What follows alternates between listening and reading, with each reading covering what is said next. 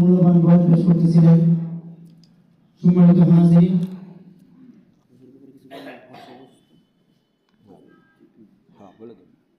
আমাদের আজকে যিনি প্রধান মেহমান ছিলেন বিশিষ্ট আলেম দ্বীন হযরত মাওলানা আব্দুল হক সাহেব দামাত বরকাতুহু, ইমাম ও খতিব ময়মনসিংহ বড় মসজিদ। হুজুরের আগমন উপলক্ষে আজকের আমাদের এই ইসলামী মাহফিলের আয়োজন করা হয়েছিল। হুজুর অত্যন্ত অসুস্থ, সেই জন্য হুজুর আসতে পারে নাই। সম্মানিত হাজিরিন, এই পর্যায়ে আপনাদের সম্মুখে মূল্যবান বয়ান পেশ করবেন আরিফ বিল্লাহ আল্লামা হযরত মাওলানা মুফতি শাহ মোহাম্মদ কাউসার জামান আইয়ুবী দামাত বরকাতুহু, প্রতিষ্ঠাতা পরিচালক জামিয়া কাউসারিয়া মডেল মাদ্রাসা। হযরতকে মূল্যবান বয়ান পেশ করার জন্য অনুরোধ করতেছি।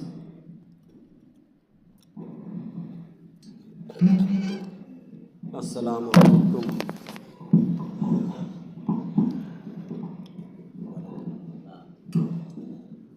আসসালামু আলাইকুম ওয়া রাহমাতুল্লাহি ওয়া বারাকাতুহু।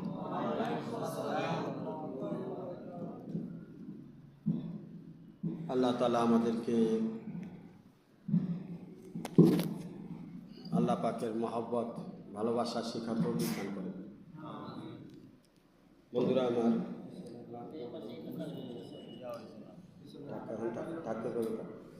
বন্ধুরা আমার, আল্লাহ তাআলার অশেষ মেহেরবানি যে রব্বুল আলামিন আমাদেরকে খানকা ইমদাদি মারকাজুল হক খুদ্দামউদ্দিনে আসার বসার তৌফিক দান করেছেন। এই জন্য মহান রব্বুল আলামিনের দরবারে আমরা সকলে শুকরিয়া আদায় করি। আলহামদুলিল্লাহ।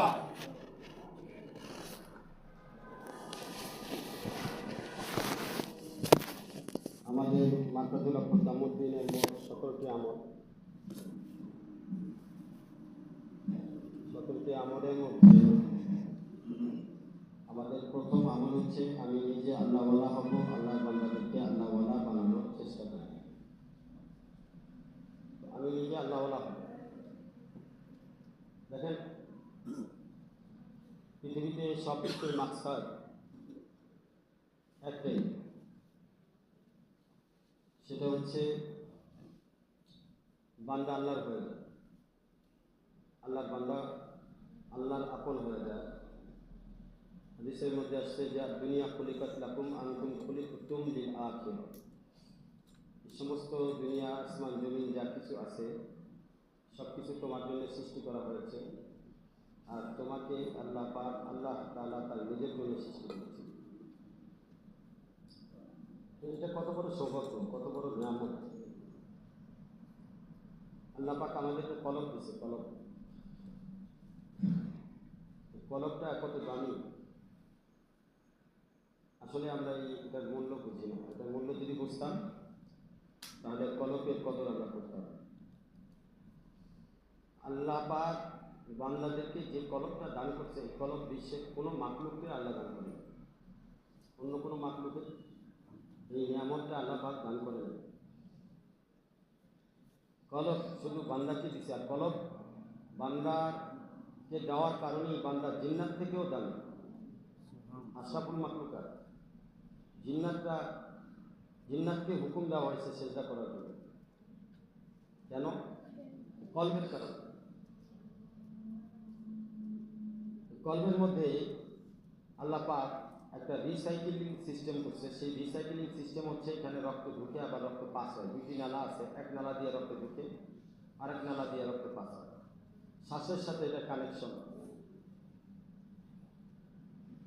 আল্লাহ পাক এই গোস্তের টুকরা কলবকে আল্লাহ পাক তার নূরের মাদখাল বানাইছে।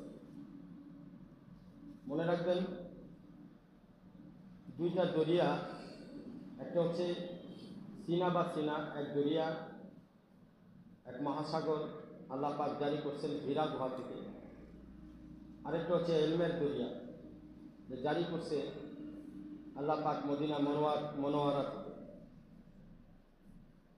আর ইবাদতের মার্কাজ হচ্ছে বাইতুল্লাহ। হচ্ছে তিন মার্কাজ। তিন মার্কাজের সাথে বান্দার যখন সম্পর্ক হবে তখন আল্লাহ তাআলার সাথে বান্দার পরিপূর্ণ সম্পর্ক তৈরি হয়ে যায়। সুবহানাল্লাহ। तजल्ली तेरी जात की सू बसू है, जिधर देखता हूँ तू ही तू है। বান্দা যখন ইবাদত করতে করতে রিয়াজত মেহনত মোজাহাদা মোশাহাদা করতে করতে এমন একটা পর্যায়ে এমন এক মাকাম বান্দার হাসিল হয়ে যায়, যে মাকামে গেলে বান্দা যেদিকে তাকায় সেদিকেই আল্লাহ তাআলার নূর দেখতে পায়। সে নিজের ভিতরেও যখন তাকায় তো নিজের ভিতরেও সে নূর দেখতে পায়। মনসুর হাল্লাজি বলছিল আনাল হক। তৎকালীন ওলামা একরাম তার উপরে কুফুরের ফতোয়া দিয়ে তাকে তার ব্যাপারে বড় ধরনের শাস্তির ব্যবস্থা করা হয়। আমরা সবাই বলি নাউজুবিল্লাহ। কেন বলতেছি? জামানা ছিল জুনায়েদ বাগদাদি, বড়পীর আব্দুল কাদের জেলানির জামানায় বড়পীর আব্দুল কাদের জেলানি বলেছিলেন যে আমার জামানা হইলে আমি মনসুর হাল্লাজি যে কখনোই ওনাকে শাস্তি দিতাম না। মনসুর হাল্লাজিকে কেউ প্রশ্ন করছিল যে আপনি আনাল হক না বলে হুয়াল হক বলে, তখন মনসুর হাল্লাজি বলছে যে এটাই তো তোমার আর আমার মধ্যে সমস্যা। তুমি তোমাকে তার থেকে জুদা মনে করো, তুমি তোমাকে তার থেকে জুদা আর আলাদা মনে করো, এই জন্য তুমি বলো হুয়াল হক। আর আমি আমার অস্তিত্বের দিকে যখন দেখি, চারিদিকে যখন দেখি, তখন আমি আমার ভিতরে সহ বাহিরে সহ সব জায়গায় আনাল হককেই দেখতে পাই। তুমি যার উপরে আমাকে কুফুরি ফতোয়া দিয়েছ, সেটা এই কারণেই তুমি বলতেছো আমি আল্লাহ দাবি করছি, কিন্তু তুমি এটা বুঝতে পারো নাই যে আমার আল্লাহর সাথে সম্পর্কের মারকাজ কোথায়। সম্পর্কের মারকাজ এবং কেন্দ্রবিন্দু হচ্ছে কলব। তুমি এটা বুঝতে পারো না, কলবকে চিনো না। কলব আমার দেহের ভিতরে না বাহিরে? ভিতরে। তো সম্পর্ক কোথায় হবে? ভিতরে হবে না বাহিরে হবে? তো আল্লাহ কোথায় থাকবে? ভিতরে থাকবে না বাহিরে থাকবে? তুমি বাহিরে আল্লাহরে মনে করতেছো, এই জন্য হুয়াল হক বলো।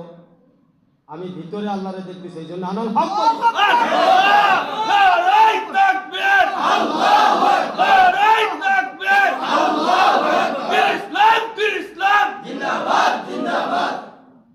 وما يؤمن بالله يهدي قلبه والذي أنزل السكينة في قلوب المؤمنين। দুই জায়গায় কলবের কথা বলছে। কুলুবিল মুমিনের মধ্যে সাকিনা নাজিল হয়।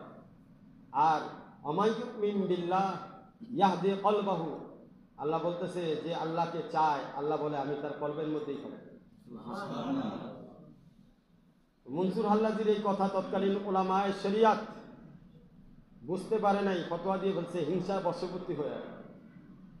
কিন্তু ওলামায়ে হক, ওলামায়ে রব্বানি তারা ওনার জন্য কান্নাকাটি করছে। যখন ওনারা ওই সময়ে বিভিন্ন কারণে ওনাকে সেভ করতে পারে নাই, এটা আল্লাহর ইশারা ছিল। কারণ আল্লাহ পাক একটি দলিল কায়েম করতে চান। সেটা কিসের দলিল? কলবি দলিল।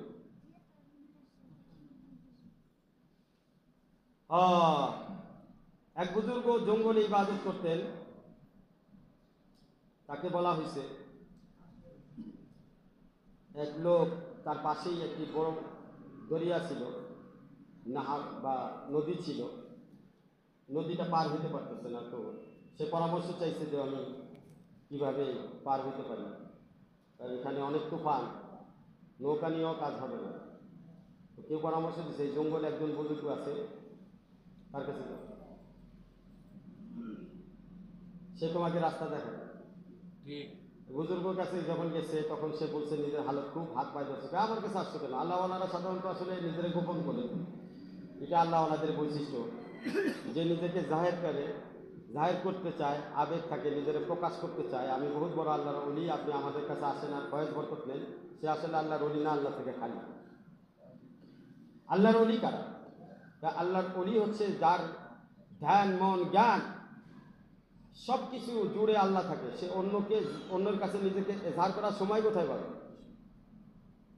অন্যকে নিজেকে প্রকাশ করার সময় কোথায় পায়? সে তো সবসময় তার মাহবুবের সাথে আছে। ভালোবাসার জায়গা থেকে কেউ সরে অন্য কোনো জায়গায় কেউ যেতে চায় না। তো এই বুজুর্গের কাছে গেছে, উনি তো কোনো রকমই স্বীকার করতেছে না, কিন্তু এই যুবক ছেলে সে তো নাসর বলে, সে তো ছাড়বে না, কোনোভাবেই ছাড়বে না। এখন বলতেছে তা আমাকে রাস্তা দেখাইতে হবে। যাও নদীর কাছে যাও, যাই বলবা আমাকে এমন একজন লোক পাঠাইছে যে জীবনে কোনোদিন খাই নাই, জীবনে কোনোদিন মারছে না। আর আরেকটা কথা বলবা যে জীবনে কখনো স্ত্রী সহবাস করে না। এখন এই লোক তো গেছে, যাওয়ার পরে বলছে দরিয়ার তুফান ঠান্ডা হয়ে গেছে, নৌকা নিয়ে পার হয়ে গেছে, কিন্তু ঘরে তো বিবি তো শুনছে আমার উপরে এত বড় তহমত, অপবাদ, এতগুলো ছেলে মেয়ে করতে আসবে, আর খায়া খায় এরকম মোটা হয়েছে, তাজা হয়েছে, খায় না। বিবি চোখ বুঝে নিয়ে তো তেরা প্রকৃতি থাকে, বিবিতে ধরে বলছে, আমার উত্তর দাও, তুমি তারে বললা জীবনে খায় না, খাও নাই, এরকম মোটা সারের মতো কেমন হয়েছে, আর জীবনে তুমি সহবাস করো না, এতগুলো ছেলে মেয়ে কীভাবে হইল সহবাস না করলে? তো তেরা মানুষটা সোজা উত্তর দেওয়া মুশকিল কিন্তু। আর সহজে বিবিগণ কিন্তু আপনি যত বড় বুজুর্গ হন আপনাকে বুজুর্গ মানবে না, এটা মনে রাখবেন। আর আরেকটা বিবিদের আরেকটা অভ্যাস হলো, এরা কোনো সময় দোষ স্বীকার করবে না। যদি কোনো সময় দোষের মধ্যে পড়েই যায়, কোনো উপায় নেই, তখনও দোষের দোষ হয়ে যায়। দোষের মানে দোষে কেন দোষ করলো, আমার দোষ নেই, দোষে কেন দোষ করলো, আমার দোষ নাই, কথা ঠিক কিনা বলেন? এই জন্যে আল্লাহ রসুল বলছে তোমাদের বিবিরা এদেরকে বেকা হাত থেকে তৈরি করা হয়েছে, শুধু এদেরকে সোজা করতে যাবা ভাঙিয়ে যাবে, আবার বেশি বেকা করবা, তেড়া করবা, তাহলে আবার এটাও ভাঙিয়ে যাবে, মুচকে যাবে, তারপরে তো এটা সোজা হবে। তো সোজা করার রাস্তা কি? যে যত বড় অভিনেতা সে তত বিবির কাছে ভালো। যে নাটক আপনি বাইরে করেন না, নাটক সিনেমায় দেখেন না, নাটক ঘরেই আছে, ওখানে নাটক করেন আপনি বিবির কাছে ভালো থাকবেন। কি থাকবে? তো কি নাটক? কোরআন হাদিস অনুযায়ী যে নাটক, সেই নাটক। আল্লাহ রসুল সাল্লাল্লাহু আলাইহি ওয়াসাল্লাম বলছেন যে বিবির প্রশংসা করতে গিয়ে যদি অতিরঞ্জিত মিথ্যা কথাও বলা হয়, এটার মধ্যেও সওয়াব আছে, এটার মধ্যেও সওয়াব আছে। হ্যাঁ, এই জন্য বিবির প্রশংসা করবেন যাতে বিবির দিল জয় করা যায়। আর আল্লাহ রসুল বলছেন তোমাদের মধ্যে সব থেকে প্রিয় কে? সব থেকে প্রিয় বান্দা যে তার বিবির কাছে ভালো, বিবির কাছে ভালো। তো বিবিরা কয় তোমাদের তো চিনি। বিবির কাছে ভালো হওয়াটা কঠিন, যে বিবির কাছে ভালো হইতে পারে সে আল্লাহর কাছে ভালো হয়ে যায়। কারণ বিবির কাছে অনেক লেকেজ থাকে, এই লেকেজের কারণে সে সহজে ভালো বলতে রাজি হয় না। অনেক কিছু গোপন রাখে স্বামী, কিন্তু স্বামী যখন বড়াই করে তখন ওই গোপনগুলো খুলে দেয়। কি দেয়? গোপনগুলো খুলে দেয়, তোমার চিনি, তুমি এইটা করছো। হ্যাঁ, তো এই জন্য এখন এই বুজুর্গ বলতেছে বিবিকে, দেখো আমি যখন খাওয়া দাওয়া করছি আমার নিজের জন্য খাওয়া দাওয়া করি নাই, খাবার আল্লাহ পাকের হুকুম, আর হুকুম আল্লাহ পাকের, এটা ফরজ, এটা পালন করতে হবে। খাওয়া কার হুকুম? আল্লাহ বলছে কুলু অশরাব, কি আল্লাহ হুকুম দিছে না নাই? হুকুম কার? আল্লাহ। হুকুম কার? এবং হুকুম অনুযায়ী খাওয়া কি ফরজ। এটা বোঝা যায় কেমনে? আল্লাহর হুকুম আছে বিদায় আপনার কি লাগছে? খিদা লাগছে। যদি আল্লাহর হুকুম না আসতো খিদা লাগতো না, খিদা লাগছে মানে খাইতে হবে, এটা ফরজ। কি খিদা লাগছে বিদায় খাইতে হবে। আমি খাইছি আল্লাহর হুকুম মনে, আমার ব্যক্তিগত চাহিদা নফসানিয়াতের কারণে খাই নাই। আমি বেশি বেশি খাইছি, যেটা তোমার অভিযোগ, এই জন্য বেশি বেশি খাইছি যে বেশি খাওয়ার দ্বারা বেশি কুওয়াত হবে, আর বেশি কুওয়াতের দ্বারা বেশি ইবাদত হবে, আল্লাহ পাকের ইবাদত বেশি করব, এই জন্য বেশি বেশি খাবো। আমার হযরত আলা করাচি বলেন যে মারেফাতের ছাত্র যারা, এরা বেশি বেশি খাবে, কম খাবে না। মারেফাতের ছাত্র কেমন জানেন? যারা কুস্তি করে, দেখছেন, লড়াই করে, বেল্টের মধ্যে একজন আরেকজন ঘুষায় কে কাউরে পরাজিত করা যাবে। এদের সাধারণ খাবারের কাজ হয় না। কি হয় না? সাধারণ মানুষ যদি 3 বেলা খায়, ওই খায় 10 বেলা। কারণ সামনেই কুস্তি লড়তে হবে। কি করতে হবে ভাই? মারেফাত হচ্ছে আল্লাহর বান্দার মধ্যে একটা কুস্তি, এমন এক কুস্তি যেটা মহব্বতের কুস্তি।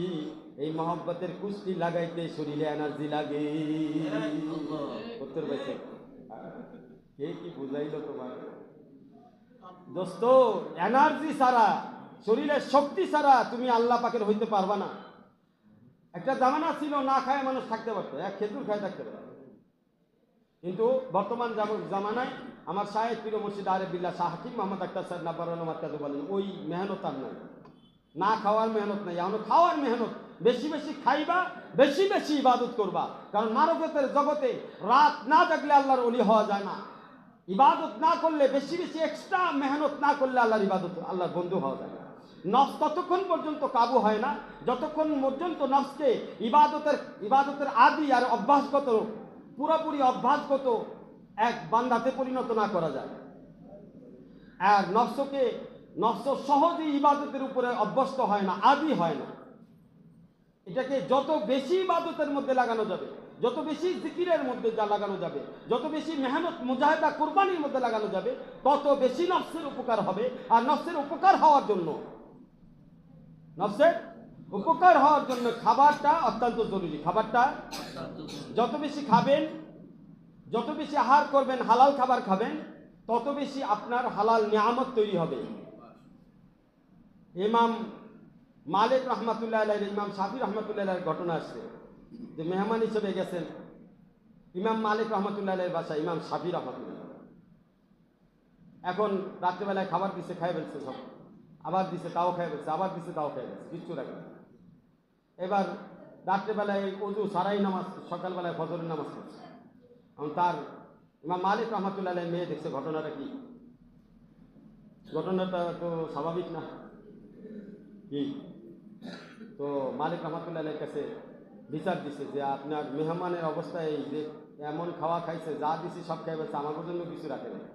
আমরা লজ্জায় দিছি, মনে করছি যে না করবো আর খাবো না, কিন্তু না আর কয় নাই, খাই বলছে সব, কোনো কিছু না বলে নাই, সব হা বলছে, খালি দাও খাই বলছে।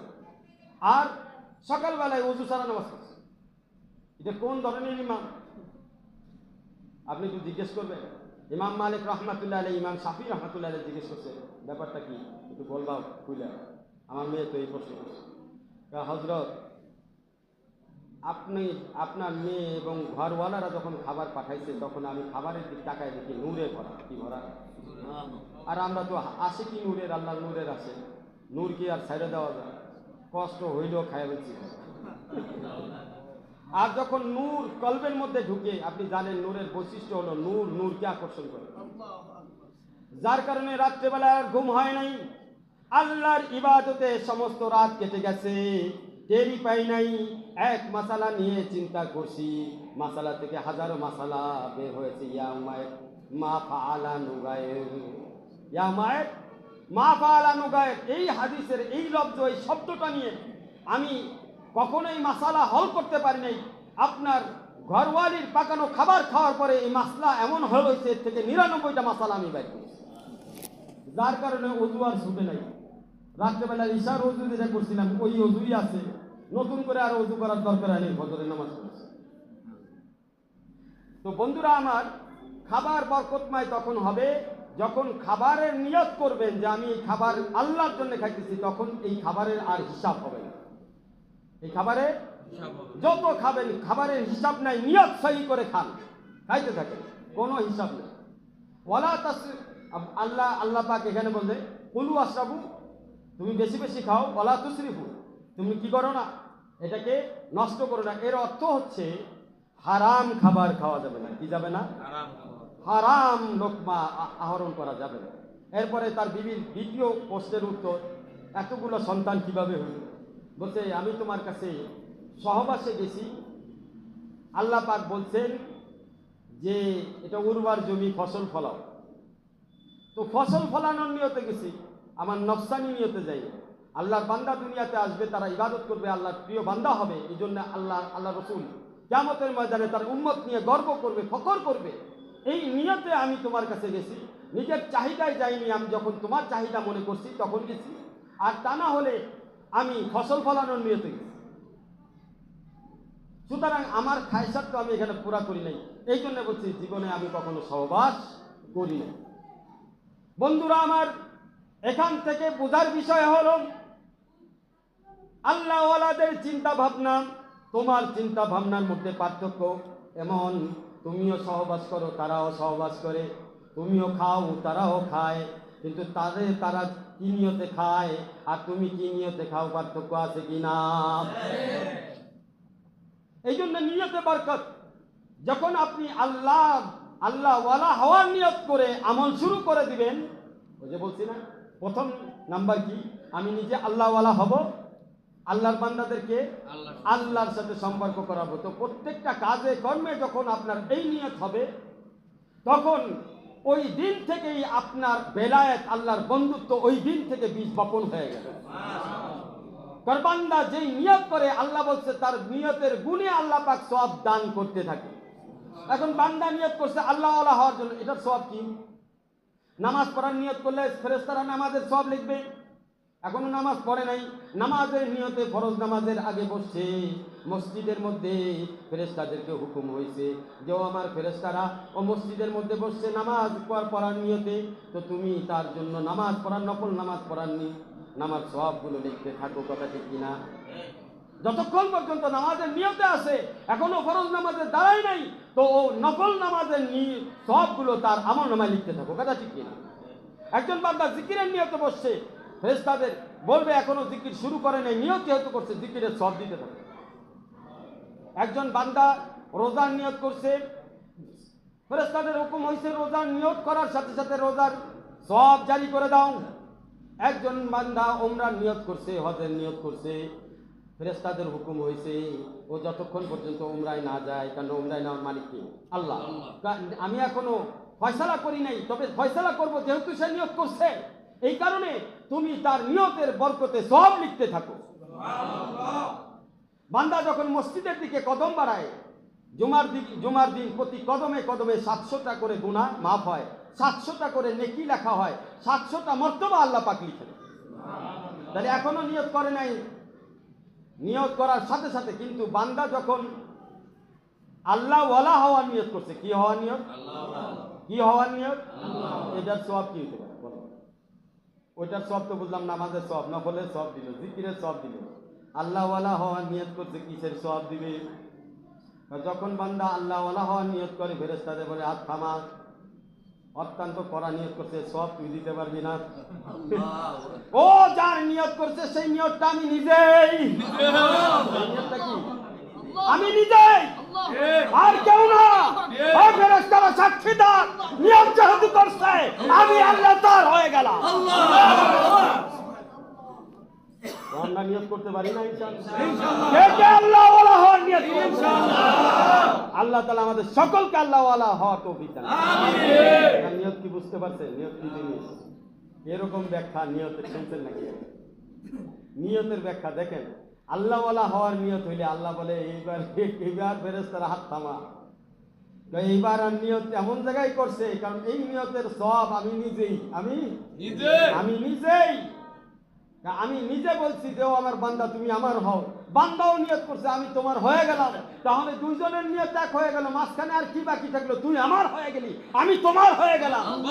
জালালউদ্দিন রুমি বলে, মান তু সুদাম তু মানসুদি, বাদ আজ কই না গুপ্তি তু দিগারি মান দিগারি। জালালউদ্দিন রুমি বলেন, আমি তোমার হয়ে গেলাম, তুমি আমার হয়ে গেলা, তো তুমি আর আমার মধ্যে এমন সম্পর্ক হয়ে যাক, এরপরে যেন আর কেউ না বলে তুমি আলাদা আমি আলাদা, তুমি আলাদা আমি আলাদা, কেউ জানি না বলে। ইব্রাহিম বিন আদহাম রাহমাতুল্লাহ আলাইহি একবার রাস্তা দিয়ে যাচ্ছেন, যখন রাস্তা দিয়ে যাচ্ছেন তখন দেখেন একজন মদ্যপায়ী বেহুশ হয়ে গেছে। কি হয়ে গেছে? বেহুশ হয়ে গেছে।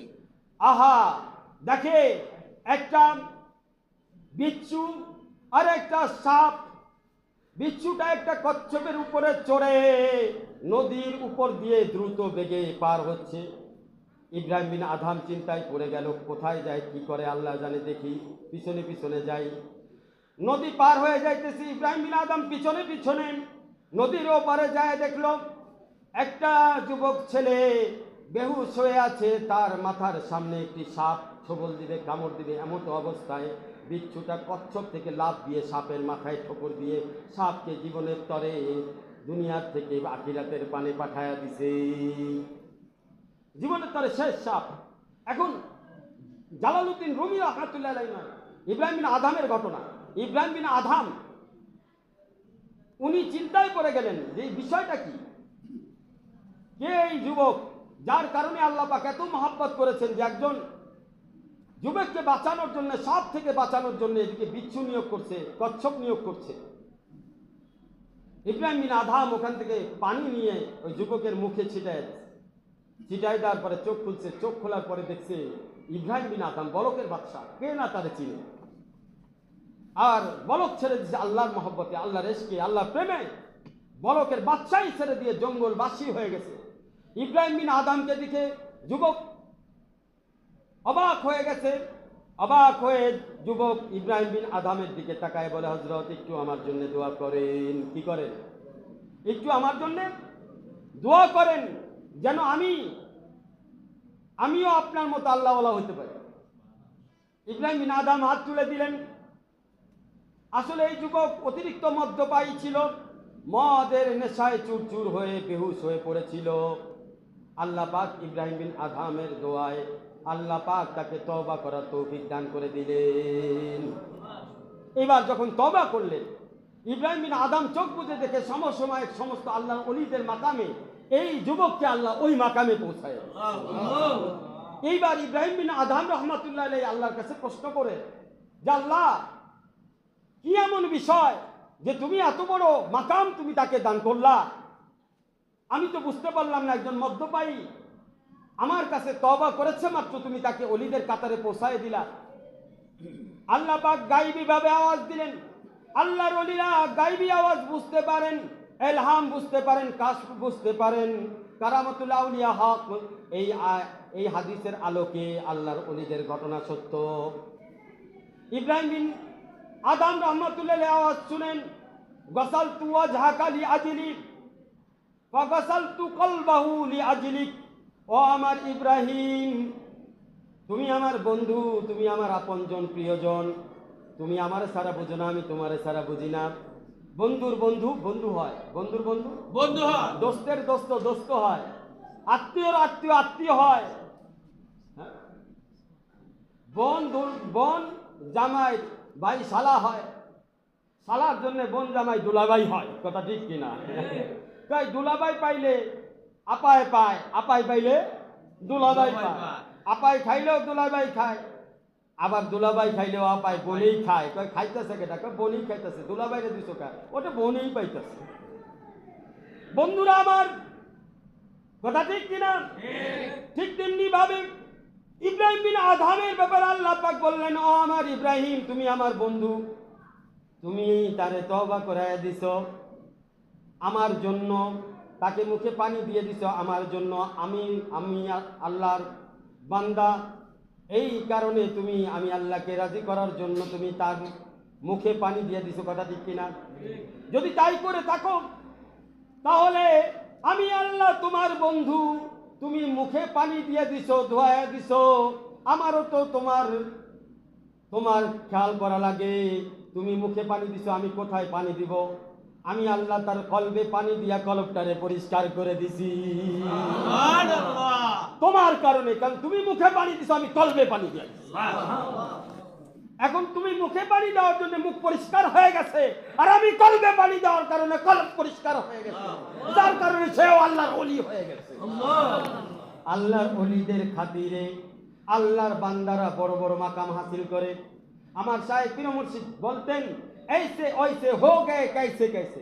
সাধারণ বান্দা বান্দি, সাধারণ আল্লাহর বান্দা আল্লাহর বন্ধুদের পরশ পাথরে রূপান্তর হয়ে গেছে। আর যারা নিজেরা পরশ পাথর মনে করছে, আল্লাহর ওলিদের সোহবতে যায় নাই, তারা ভুলে পরশ পাথরের জায়গায় সাধারণ পাথরকে পরশ পাথর মনে কইরা সারা জীবন বহন কইরা লাস্ট পর্যায়ে পস্তাইছে। কি পস্তাইছে? হায় রে, কি নিলাম। এটার উদাহরণ এমন যে একজনে নদীর পাশ দিয়ে গেছে, নদীর পাশ দিয়ে যায় দেখে অনেক দামি পাথর নিয়ে আসছে। প্রত্যেকটা যেখানে স্বর্ণের দোকান আছে, মুক্তার দোকান, হীরার দোকানে যায়, বলে যে আমি হীরা নিয়ে আসি, হীরার টুকরা। আর যে দেখে সেই আসে, যে দেখে সেই আসে। আর এই যুবক অত্যন্ত রাগ হয়। লাস্টে তার মামাও এরকম দোকানদার ছিল, মামার কাছে গেছে, মামা সবাই খালি আসে, তুমিও আসবা নাকি? দেখো তো আমি হীরা দেখো চমকাইতেছি, হীরা, তুমি এটার দাম দাও। রাজা বাদশাদের থেকে দামি জিনিস আমি নিয়ে আসছি, এটার দাম দাও। এও আসে, মামা তুমিও আসলে শেষ পর্যন্ত। আয়া আমার জীবনে কি আর কিছু নাই হাসি ছাড়া? সবাই আমাকে তুচ্ছ তাচ্ছিল্য করতেছে। তা মামার দয়া হইল, মামার তুমি এক সপ্তাহ আমার এখানে থাকো, দোকানদারি করো। কি করো? আমার এখানে দোকানদারি করো। বিভিন্ন এখানে স্বর্ণ, হীরা, মুক্তা, জহরাত, বিভিন্ন ধরনের পদার্থ জিনিস আছে। এগুলো দেখে তুমি চেনার চেষ্টা করো কোনটা হীরা, কোনটা আসল, কোনটা নকল। আর তুমি এই যে হীরাটা নিয়ে আসছো, এটা একটা বাগের ব্যাগসের মধ্যে রেখে দাও।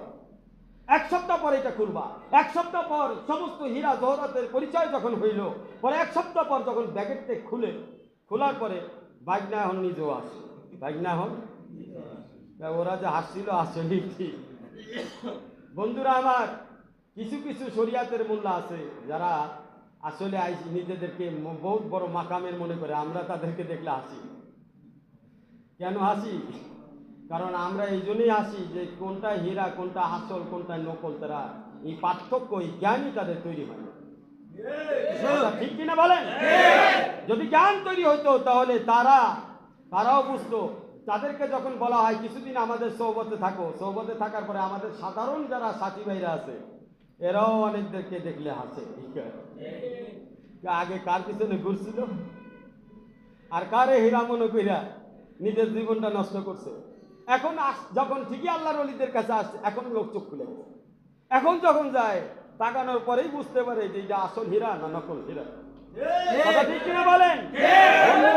আমার হযরত আলা করাচি বলছে, আসল হীরা যদি হইতে চাও, আসল হীরা যারা চিনে, জহুরত যারা, জহুরি যারা, তাদের কাছে যাও। কি বলেন? এই যে আমাদের হাকিম সাহেব আছে, দাঁড়ান তো ভাইজান, একটু আপনি দাঁড়ান, পরিচয় করেন। উনি কিন্তু যৌন বিষয়ে অনেক দামি দামি ওষুধ দেয়। এদিক তাকান, খেয়াল করেন, আমি দেখাচ্ছি। এখন ওনার কাছে যায় যদি আমি গাছপাতা, তোলা মাতা যা আছে নিয়ে কোনো রকম ডাইল খিচুড়ি বানায়া, আমি যদি একটা হালুয়া বানায় ওনার কাছে নিয়ে যাই, দেখো দোস্ত কি যে তুমি আর কি হালুয়া দাও, আমার হালুয়া তোমার থেকে অনেক দামি বেশি। দোস্ত তুমি হাসবা না কানবা? হ্যাঁ, কি কইবা? তো কাম হইতো না। বসো বসো, কাম হইতো না। কেন কাম হইতো না? মনে মনে করবো 17 বছরের বিদ্যা আমার ওই গাছপালা নিয়ে আমার বিদ্যা ধ্বংস করবার লেগে গেছে। 17 বছর ধরে আমি এই গাছপালা নিয়ে গবেষণা কইরা আমি বানাইলাম কষ্ট কইরা। ও সকালবেলা জঙ্গলে যায় হালুয়া বানায় নিয়ে আসে। কি বানায় নিয়ে আসে? বন্ধুরা আমার, আপনারা যারা সওবাত ছাড়া ওলি হওয়ার চিন্তায় আছেন, হালুয়া আর মদক বানানোর চিন্তায় আছেন, আপনারা যারা চিন্তা করতেছেন আপনি এশকের খাজানা পেয়ে যাবেন, এটা আপনার জন্য ভুল ধারণা। মনে রাখবেন, আমার সাহেব পীর মুর্শিদ আরিফ বিল্লাহ শাহ কি মোহাম্মদ আক্তার সাহেব নাব্বার আলম মার্কাদো বলেন, সবাই বলেন আমার সাথে, सुना है खान गाहू में मोहब्बत के बेखाने, सुना है खान गाहू में मोहब्बत के मेखाने, जिया करता है साक़ी आशिक़ों को जाम पैमाने, पिला दे जाम, पिला दे जाम भर भर के। আমার সাহেব বলেন, আমরা শুনছি আল্লাহ ওয়ালাদের কাছেই এশকের মহাসাগর তাদের কলবের মধ্যে নেশার এক জগতে আল্লাহ পাকের মহব্বতের নেশা হিসেবে মদক হয়ে তৈরি হয়ে গেছে। যদি তুমি এশকের সাগর থেকে আল্লাহ পাকের মহব্বতের মদক আর নেশা নিতে চাও, তাহলে আল্লাহ ওয়ালাদের সোহবতে চলে যাও।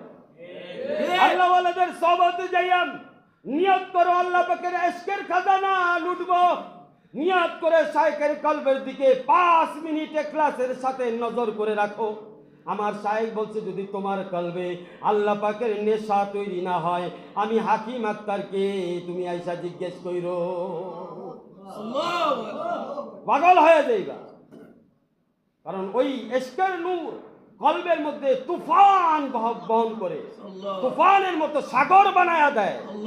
তখন ওই যে যেখানে যায়, যখনই যায়, আহা, সব জায়গায় সেই কথা বলতে বাধ্য হয়, फिरता हूँ दिल में उनको मेहमा किए हुए, क्योंकि मेरे बाग दिल में वो गुलकारिया है।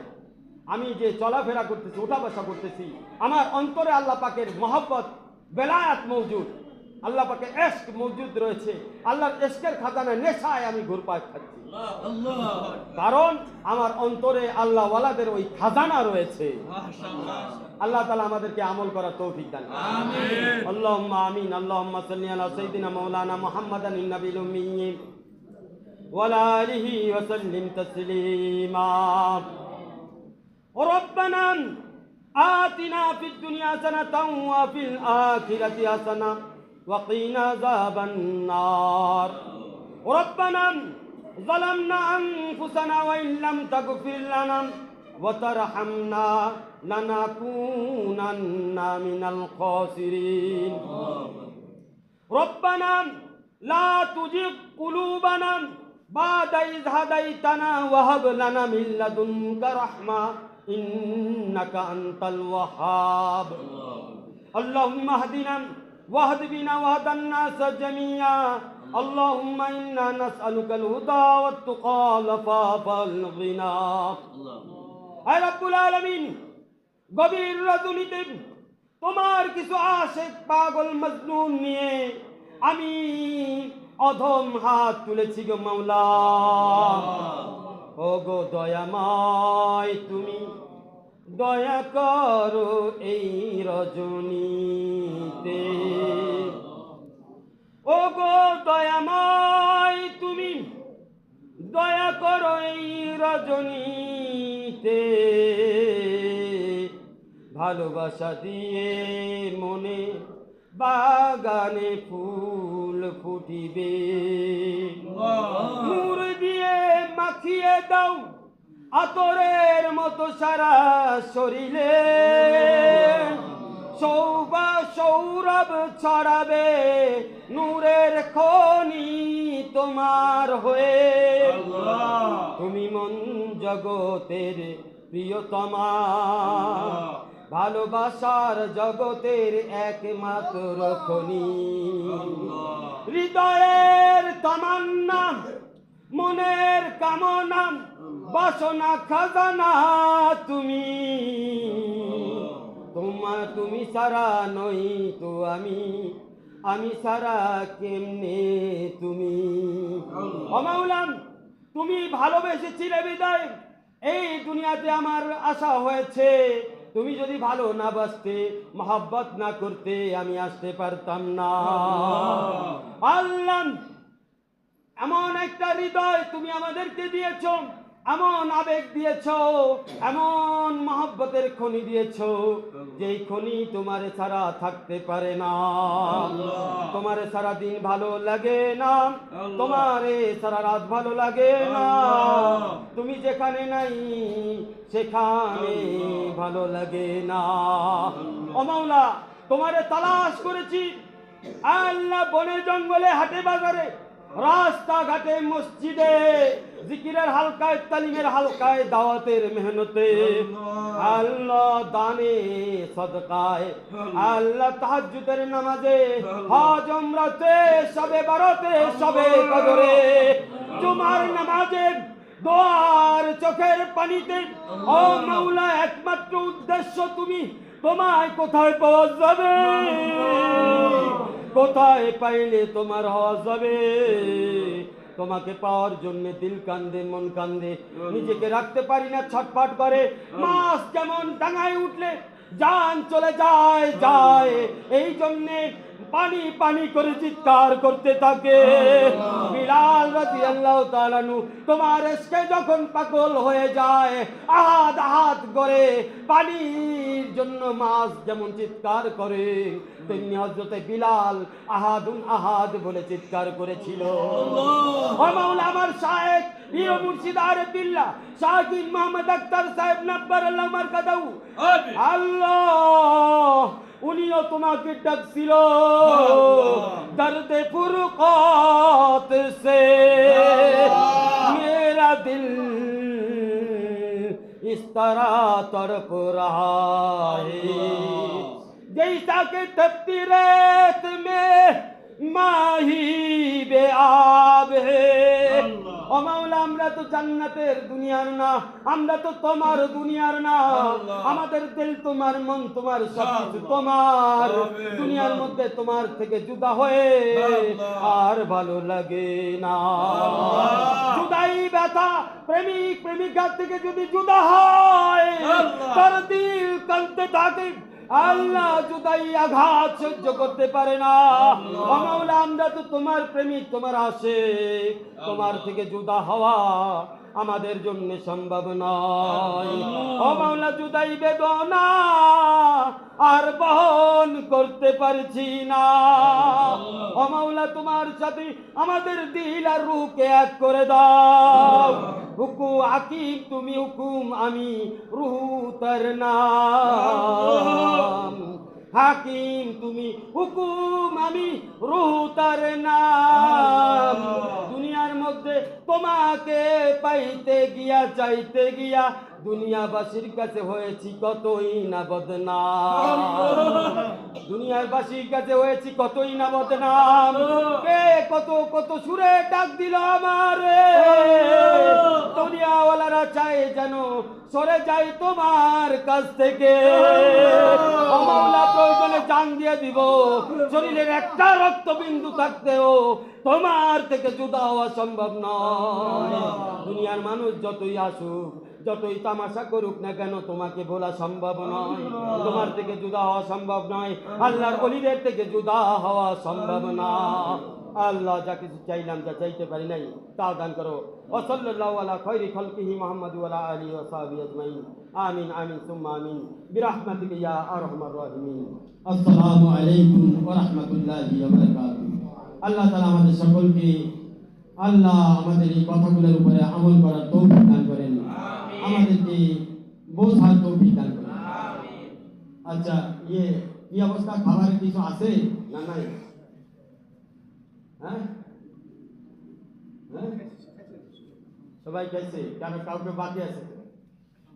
এক কারণ করো, মিষ্টির ব্যবস্থা করো। ভাই বসেন, একটু মিষ্টি আপনাদের জন্য ব্যবস্থা করা আছে। যাও মিষ্টি নিয়ে এসো নিচের থেকে। আর সবাইকে সফল বাংলাদেশের দাওয়াত, একটু বসেন, আপনাদের জন্য মিষ্টি নিয়ে আসা হবে। একটু বসেন বসেন। এই যাও, এই এদিকে মিষ্টি নিয়ে আসো। যাও মিষ্টি ভাই আপনার একটু বসেন, আপনার জন্য মিষ্টি করা হবে। আসলে আমি আসতে দেরি হয়েছে তো, যার কারণে ইন্তজামগুলো একটু মিসিং হয়েছে। আমি অফিসের চাপের কারণে আমি ঠিকমতো আসতে পারি নাই। আচ্ছা, একটু আপনাদের যারা আছেন, যারা বায়াত হবেন, তারা একটু সামনের দিকে অগ্রসর হবে। আর যারা তওবা করবেন, তওবার নিয়তে সামনের দিকে অগ্রসর হন। জি, সবাই সামনের দিকে অগ্রসর হন। আমি একটু সংক্ষেপে বায়াতের কালিমা পড়াই দিই ততক্ষণে। যারা মনে মনে তওবা করবে তারাও তওবা করার নিয়তে আসেন। আর যারা বায়াত করতে চান তারাও বায়াত হওয়ার নিয়ত আসেন। যে যে নিয়ত করবেন, আগে তো আজকে তো নিয়তের বয়ান দিছি অনেক, আল্লাহরে পাওয়ার নিয়ত করে আসেন, তাইলেই হবে। বায়াত হওয়ারও নিয়ত না, তওবারও নিয়ত না, কারে পাওয়ার নিয়ত? আমাদের তওবা কার জন্য? আল্লাহর জন্য। বায়াত কার জন্য? কারে পাবো? আল্লাহরে পাবো। তাহলে আল্লাহর জন্য নিয়ত করা যায় কিনা? তাহলে আল্লাহকে পাওয়ার জন্য, আল্লাহর আশিক হওয়ার জন্য নিয়ত করি। আল্লাহর আশিক হওয়ার নিয়ত করি, আল্লাহর মাহবুব হওয়ার নিয়ত করি। ওয়াল্লাযিনা আমানু আশাদ্দু হুব্বান লিল্লাহ। বলেন ওয়াল্লাযিনা আমানু আশাদ্দু হুব্বান লিল্লাহ। আস্তাগফিরুল্লাহ রাব্বি মিন কুল্লি যামবি ওয়া আতুবু ইলাইহি ওয়ালা হাওলা ওয়ালা কুওয়াতা ইল্লা বিল্লাহি আলিয়্যিল আযীম। জাযাল্লাহু আন্না মুহাম্মাদান মা হুয়া আহলুহু। আলহামদুলিল্লাহ আলহামদুলিল্লাহ হামদান কাসীরা আলহামদুলিল্লাহ হামদান কাসীরা আল্লাহু আকবার কবীরা সুবহানাল্লাহিল আযীম ওয়া বিহামদিহি বুকরাতাও ওয়া আসীলা। तौबा किया मैं सब बुरे बातों से, सब बुरे कामों से, और बयात किया मैं ऊपर हाथ हजरत मौलाना मुफ्ती आरिफ बिल्लाह शाह मोहम्मद कौसर जमान अयूबी के दस्ते मुबारक के वास्ते हजरत अबू बकर उमर उस्मान अली रजी अल्लाह अन्हु अजमईन के दस्ते मुबारक के वास्ते हजरत मोहम्मद मुस्तफा मुज्तबा अल मुर्तजा सैयदुल मुरसलीन खातमुन नबिय्यीन रहमतल लिल आलमीन हजरत मोहम्मद सल्लल्लाहु अलैहि वसल्लम के दस्ते बियादिल्लाह ही ताला यादुल्लाह फौका ऐदीहिम के वास्ते या अल्लाह बयात मेरे हबीब के कल्ब के साथ ताल्लुक माल्ला तेरे हबीब के दस्ते मुबारक कल्ब मुबारक के साथ कायम किया मैं या अल्लाह इस्लाह फरमा मेरे तस्किया फरमा मेरे कल्ब में मेरे मोहब्बत की खजाना समंदर अता फरमा मेराज के रात 27 साल की नियामत और 23 साल की नियामत जो कुरान नुज़ुल कुरान की 23 साल नियामत हिरा गुहा में तीन चीज जो सीना के साथ जिब्राइल अलैहिस्सलातु हबीब के साथ मिलाया था और चाप दिया था वही नियामत हमारे कल्ब में भी आता फरमा या अल्लाह हबीब सल्लल्लाहु अलैहि वसल्लम के साथ हमारे हाशर आता फरमा आमीन सुम्मा आमीन बिरहमतिका या अरहमर राहिम जाजार बुके একটু কুদিয়ে নেন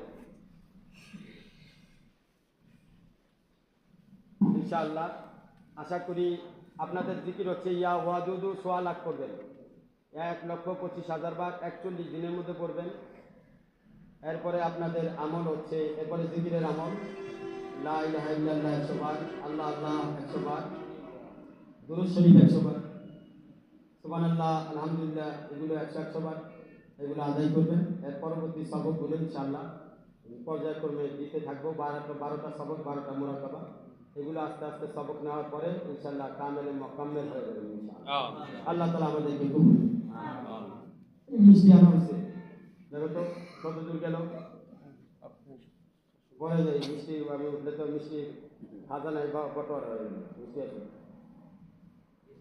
এই তাড়াতাড়ি নিয়ে আসো কে গেছে খবর নাও বন্ধু সাথে যারা আছে ভাই মিষ্টি খেয়ে যাবেন ইনশাআল্লাহ বসো মিষ্টি খাওয়া হবে আচ্ছা বসে গেছে চলে বসে কই গেছে তো জানি কই ইয়া হাবিব দাও কি অবস্থা মিষ্টি বসো যাবে না আচ্ছা ঠিক আছে ওয়ালাইকুম আসসালাম তোমার ছেলের অবস্থা কি পরে তো গল্প শোনাইলা না বিয়ে শাদী কি হয়েছে